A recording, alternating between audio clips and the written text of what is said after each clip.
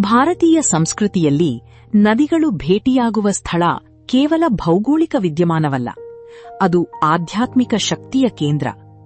ದಕ್ಷಿಣ ಭಾರತದಲ್ಲಿ ಅತ್ಯಂತ ಪವಿತ್ರವೆಂದು ಪರಿಗಣಿಸಲ್ಪಟ್ಟ ಅಂಥ ಒಂದು ದಿವ್ಯ ಕ್ಷೇತ್ರವೇ ಟಿ ನರಸೀಪುರದ ತ್ರಿವೇಣಿ ಸಂಗಮ. ಇಲ್ಲಿ ಶಾಂತವಾಗಿ ಹರಿಯುವ ಪವಿತ್ರ ಕಾವೇರಿ ನದಿ ಅತ್ಯಂತ ವೇಗವಾಗಿ ಬರುವ ಕಬಿನಿ ನದಿಯೊಂದಿಗೆ ಮೈತ್ರಿ ಮಾಡಿಕೊಳ್ಳುತ್ತದೆ.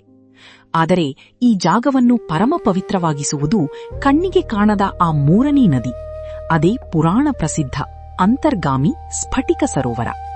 ಈ ಮೂರು ನದಿಗಳು ಒಂದಾಗುವ ಈ ಪುಣ್ಯಕ್ಷೇತ್ರವನ್ನು ತಿರುಮಕೂಡಲು ಎಂದು ಕರೆಯಲಾಗುತ್ತದೆ. ಈ ಪವಿತ್ರ ಸಂಗಮದ ದಂಡೆಯ ಮೇಲೆ ಕಳೆದ 500ಕ್ಕೂ ಹೆಚ್ಚು ವರ್ಷಗಳಿಂದ ಭಕ್ತರನ್ನ ಕಾಯುತ್ತಿರುವ ಒಂದು ಭವ್ಯ ಕೋಟೆಯಂತಿದೆ ಈ ಗುಂಜಾ ನರಸಿಂಹಸ್ವಾಮಿ ದೇವಾಲಯ. ಈ ಗುಡಿಯ ಹಿಂದಿರುವ ಇತಿಹಾಸ ಮತ್ತು ಪೌರಾಣಿಕ ಕಥೆ ನಿಜಕ್ಕೂ ಅದ್ಭುತ. ಹಲವು ಶತಮಾನಗಳ ಹಿಂದೆ ಇಲ್ಲಿ ಒಬ್ಬ ಅತ್ಯಂತ ಸರಳ ಹಾಗೂ ಭಾವುಕ ಅಗಸ ಬಟ್ಟಿ ತೊಳೆಯುವವನು ವಾಸವಾಗಿದ್ದ.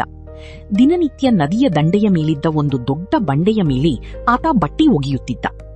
ಒಂದು ರಾತ್ರಿ ಆತನ ಕನಸಿನಲ್ಲಿ ಭಗವಾನ್ ಮಹಾವಿಷ್ಣುವಿನ ಉಗ್ರ ಅವತಾರವಾದ ನರಸಿಂಹಸ್ವಾಮಿ ಪ್ರತ್ಯಕ್ಷರಾದರು.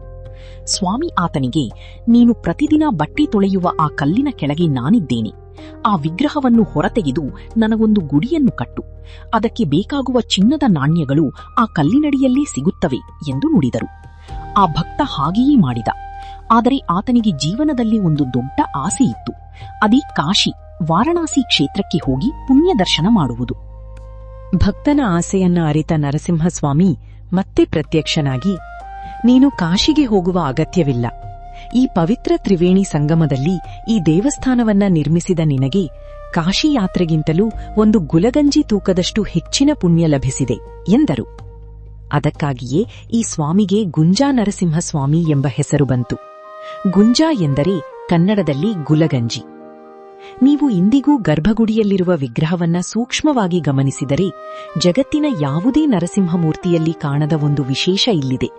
ಸ್ವಾಮಿಯ ಕೈಯಲ್ಲಿ ಒಂದು ಸಣ್ಣ ಚಿಗುರು ಮತ್ತು ಗುಲಗಂಜಿ ಬೀಜವಿದೆ. ಈ ಅಪಾರ ಆಧ್ಯಾತ್ಮಿಕ ಮಹಿಮೆಯಿಂದಾಗಿಯೇ ಈ ಜಾಗ ದಕ್ಷಿಣ ಭಾರತದ ಅತ್ಯಂತ ದೊಡ್ಡ ಧಾರ್ಮಿಕ ಸಮಾವೇಶಕ್ಕೆ ಸಾಕ್ಷಿಯಾಗುತ್ತದೆ. ಪ್ರತಿ 3 ವರ್ಷಕ್ಕೊಮ್ಮೆ ಇಲ್ಲಿ ಭವ್ಯವಾದ ಮಹಾಕುಂಭಮೇಳ ಜರುಗುತ್ತದೆ. ಲಕ್ಷಾಂತರ ಭಕ್ತರು, ಸಾಧುಗಳು ಮತ್ತು ಮಠಾಧೀಶರು ಇಲ್ಲಿಗೆ ಆಗಮಿಸಿ 3 ನದಿಗಳು ಒಂದಾಗುವ ಈ ಸಂಗಮದಲ್ಲಿ ಪುಣ್ಯಸ್ನಾನ ಮಾಡುತ್ತಾರೆ. ಇಲ್ಲಿ ಮುಳುಗೇಳುವುದರಿಂದ ಜನ್ಮಜನ್ಮಾಂತರದ ಪಾಪಗಳು ತೊಳೆದು ಹೋಗುತ್ತವೆ ಎಂಬುದು ಭಕ್ತರ ದೃಢ ನಂಬಿಕೆ. ಟಿ ನರಸೀಪುರದ ತ್ರಿವೇಣಿ ಸಂಗಮ ಕೇವಲ ನದಿಗಳು ಸೇರುವ ಜಾಗವಲ್ಲ, ಇದು ಇತಿಹಾಸ, ಪುರಾಣ ಮತ್ತು ಮನುಷ್ಯನ ಅಚಲ ನಂಬಿಕೆಗಳು ಒಂದಾಗಿ ಹರಿಯುವ ಜೀವಂತ ಪ್ರವಾಹ. ಒಬ್ಬ ಸಾಮಾನ್ಯ ಭಕ್ತನ ಭಕ್ತಿಗೆ ಒಲಿದು ಬಂದ ಹರಿಯ ಪವಿತ್ರ ನೆಲೆ. ಮುಂದಿನ ಬಾರಿ ನೀವು ಮೈಸೂರಿನ ಕಡೆಗೆ ಪ್ರಯಾಣ ಬೆಳೆಸಿದರೆ ಕೇವಲ ಪ್ರವಾಸಿ ತಾಣಗಳನ್ನಷ್ಟೇ ನೋಡದೆ ಈ ತ್ರಿವೇಣಿ ಸಂಗಮದ ದಂಡೆಯ ಮೇಲೆ ಒಂದು ಸಂಜೆ ಕಳೆಯಿರಿ. ಕಾವೇರಿ ಕಪಿಲೆಯರ ಮಿಲನವನ್ನು ಕಣ್ಣುಂಬಿಕೊಳ್ಳುತ್ತಾ ಆ ಅಂತರ್ಗಾಮಿ ಸ್ಫಟಿಕ ಸರೋವರದ ದಿವ್ಯ ಶಕ್ತಿಯನ್ನು ಅನುಭವಿಸಿ. ನಿಮಗೆ ಕಾಶಿಗಿಂತಲೂ ಪವಿತ್ರವಾದ ಈ ಸ್ಥಳದ ಬಗ್ಗೆ ಮೊದಲೇ ಗೊತ್ತಿತ್ತಾ? ನಿಮ್ಮ ಅನಿಸಿಕೆಗಳನ್ನು ಕಮೆಂಟ್ ಮಾಡಿ ತಿಳಿಸಿ. ವಿಡಿಯೋ ಇಷ್ಟವಾದರೆ ಲೈಕ್ ಮಾಡಿ, ಶೇರ್ ಮಾಡಿ ಮತ್ತು ನಮ್ಮ ಚಾನೆಲ್ಗೆ ಸಬ್ಸ್ಕ್ರೈಬ್ ಆಗೋದನ್ನ ಮರೆಯಬೇಡಿ. ಧನ್ಯವಾದಗಳು.